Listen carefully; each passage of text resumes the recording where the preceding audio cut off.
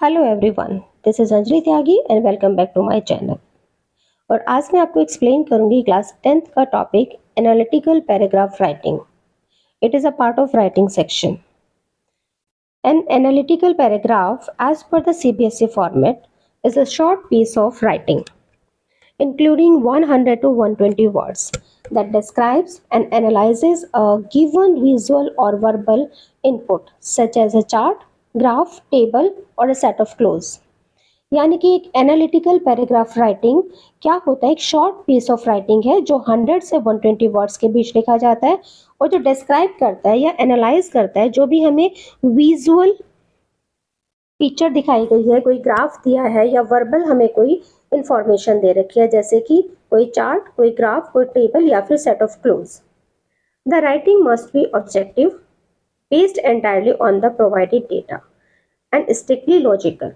यानी कि जो भी हम राइटिंग लिखेंगे वो क्या होना चाहिए, टोटली प्रोवाइडेड डेटा के ऊपर बेस्ड होना चाहिए। कोई भी सेंटेंस, कोई भी अपनी ओपिनियन राइटर उसमें इंक्लूड नहीं करेगा और जो सेंटेंसेस लिखेगा उसको स्ट्रक्चर करेगा लॉजिकली। यानी कि कहाँ कंपैरिजन दिखाना है, कहाँ सिमिलैरिटी दिखानी है, ये सब ध्यान से रखना है। Format of N analytical paragraph writing. The analytical paragraph writing is divided into 3 parts. First, introduction. First paragraph में हम introduction लिखेंगे. It will be very short in 1 or 2 sentences. Begin by introducing the topic and stating what the provided graph, chart or data represent.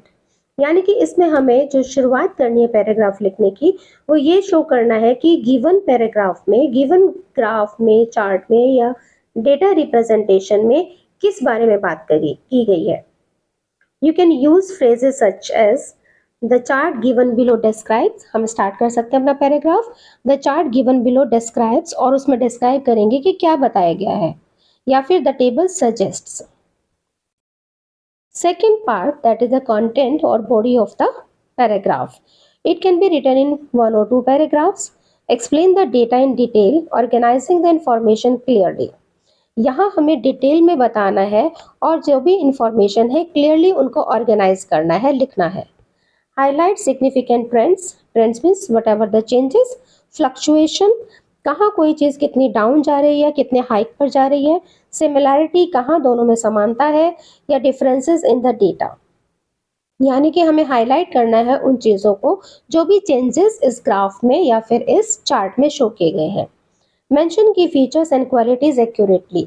जो भी की features है या quantities है उनको बिल्कुल एक्यूरेटली रिप्रेजेंट करना है यूजिंग परसेंटेजेस, फ्रैक्शन और रेशो। जो भी परसेंटेज दिया है, रेशो दिया है या फ्रैक्शन दिया है उसी के अकॉर्डिंग।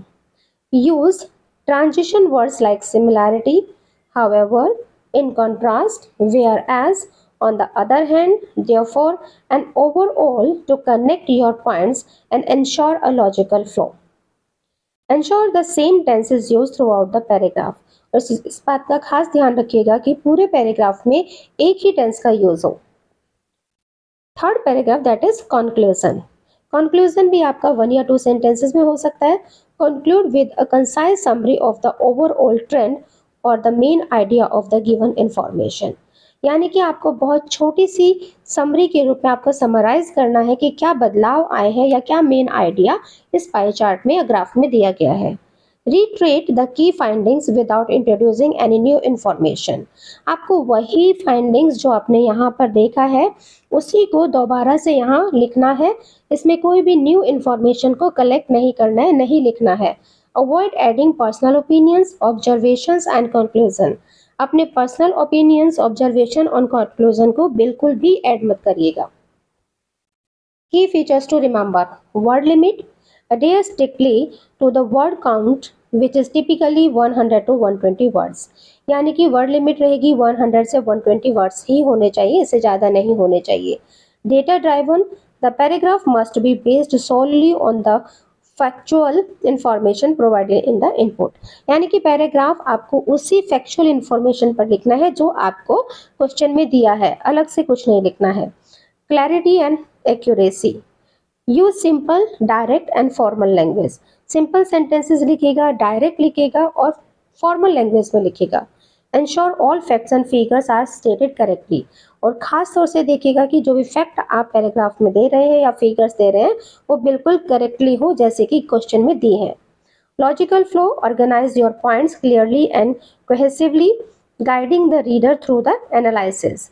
यानी कि जो भी आपके पॉइंट्स हैं उनको क्लियरली लिखा जाए जैसे कि डेटा में दिया गया है यानी कि जो क्वेश्चन में आपको मेंशन किया गया है.